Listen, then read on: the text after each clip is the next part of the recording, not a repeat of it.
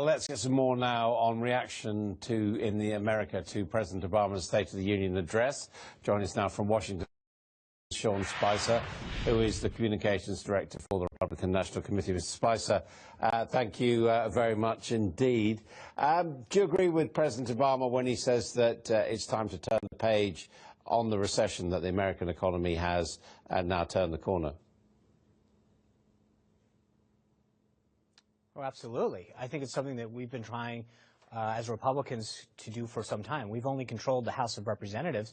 And for those who kind of pay attention to what's going on in Congress, the House of Representatives over the last session of Congress sent over 300 bills to the democratically controlled Senate that didn't act on them. So when we took over the Senate in November, I think that boded well for our ability now to get a lot of these bills that are focused on job creation, economic growth to the president's desk and really create that sort of decision point that either we are going to be committed to doing this or a lot of it is posturing. So I think the president had a lot of good rhetoric last night. The question is, will his pen stand up to that?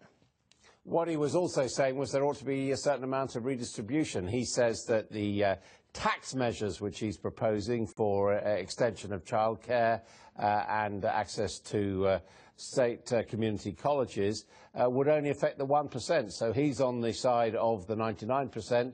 Republicans opposing that are the 1%. I think the one thing that people are forgetting is that it's nice to walk around and tell everyone that things are going to be free. We're going to give you free health care. We're going to give you free community college. We all support those goals, but at the end of the day, somebody's paying for that. And I think that's what gets forgotten in a lot of these discussions. The president doesn't want to talk about that. What he wants us to believe is the 1% that's just not, but that's just not realistic. Right, I get it. But the problem with the Democratic Party and what this administration focused on having Washington and government grow and on taxing more people. If you look at the solutions that the Republican Party continues to offer, it's empowering individuals, allowing the economic engine of businesses to grow so that we create more jobs, the economy grows, and we can do more. Washington, when President Obama entered office, Adam, we had $10 trillion in debt. Today, we have $18.1 trillion. We had more revenue come into the federal government of the United States last year than ever before. This government doesn't have a revenue problem. It has a spending problem. And to continue to walk around and tell people that they're going to get more and more and more stuff is just disingenuous at best. But you could raise taxes, and that would give some money to do something, wouldn't it? Absolutely. And we could tell everyone they could have free cable television and raise taxes on that, and everybody could have a free car and we can raise taxes on that.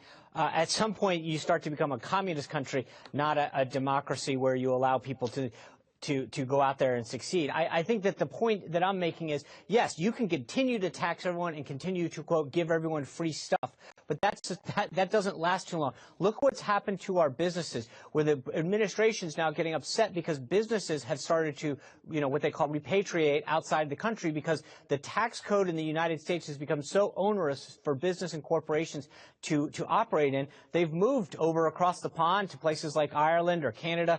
And at the end of the day, the question is that so you continue to tax them and you continue to regulate them, but that's not actually a recipe for success. In fact, it's going to create more problems than it will solutions. So, again, I think that the problem with the Democrats right now is that their solutions all are centered on more government and more taxes and not creating more, not trying to create a free enterprise system that can actually have a better effect in the end of the day where you create more economic growth, bring more revenue in, and do better as opposed to trying to create everything that's centralized through the government.